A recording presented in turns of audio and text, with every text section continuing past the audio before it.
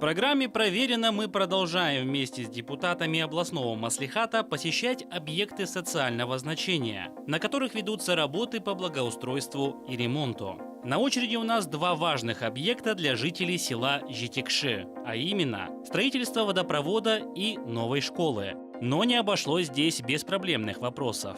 Однако обо всем по порядку.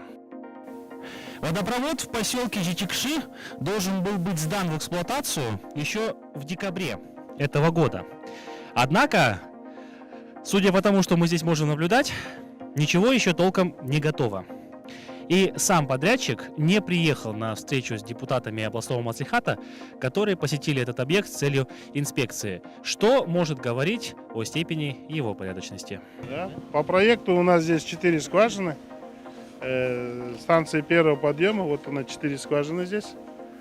Вот у нас первый резервуар, 2 резервуара по 200 кубов, который будет заполняться.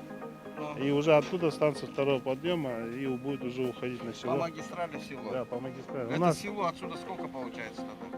2,5 километра? ну, где-то так, наверное, будет, да. И по магистрали будет? По магистрали. У нас магистральные сети все уложены. Магистральные сети все уложены? Все уложены. А закольцованность есть? Закольцованность есть, там мы уже вне проекта, которые там упущения были, мы их тоже все закольцевали. Подводы мы закончим. Подводы мы все закончили. До границы домой? Да, фасонина в этих, она уже собрана в этих, как я сказал, колодцах.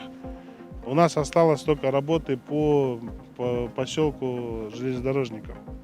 Там у нас порядка 3 километров тоже магистральная сеть. Из них И отсюда тоже идешь, что ли? Нет, она должна была идти отсюда по проекту. Мы должны были проколом пройти через автомобильную и железную дорогу, но нам не дали разрешения, согласования не получили.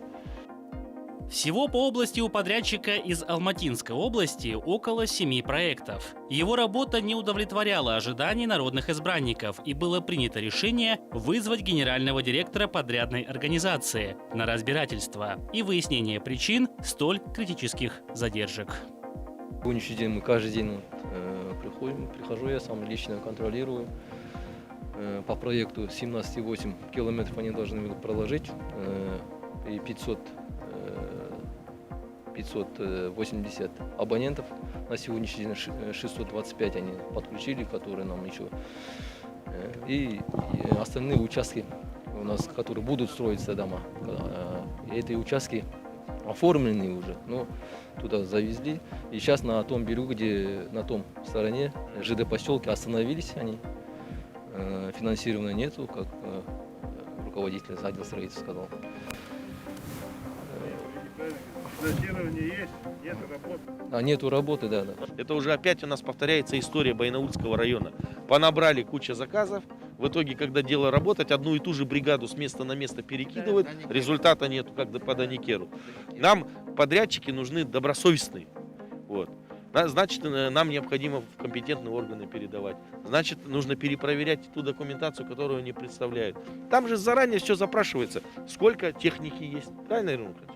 Сколько работников работает, база какая есть, банковские гарантии. Если этого нету, зачем браться за такую работу? Мы опять на те же грабли наступаем. Вот вы, как недавно избранный аким, от лица партии мы вас выдвинули. Этот проект заложен в рамках по реализации дорожной карты по Павлодарской области, и вот он будет не выполнен, поэтому надо принимать меры в настоящее время, потому что мы воочию увидели, что работы не ведутся. Данный подрядчик также по области выиграл несколько проектов, и